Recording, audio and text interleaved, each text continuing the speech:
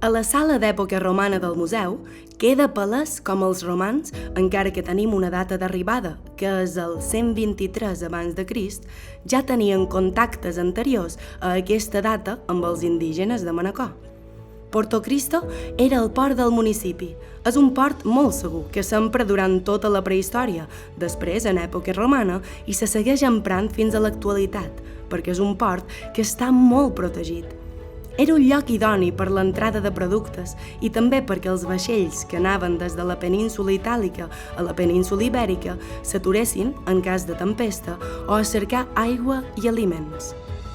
Això fa que dins el port tinguem tota una sèrie de vaixells d'època romana, d'època medieval i d'època moderna, documentats que ens aporten informació de com era el comerç en aquella època, el comerç d'àmfores, d'oli i de vi.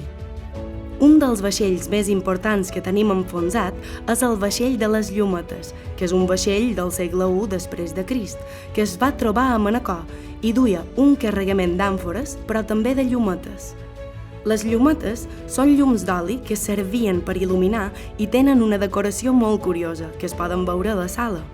També hi ha elements de vaixella que acompanyaven no només els mariners d'aquest vaixell, sinó que també s'han trobat a altres jaciments, com Son Mas, per exemple.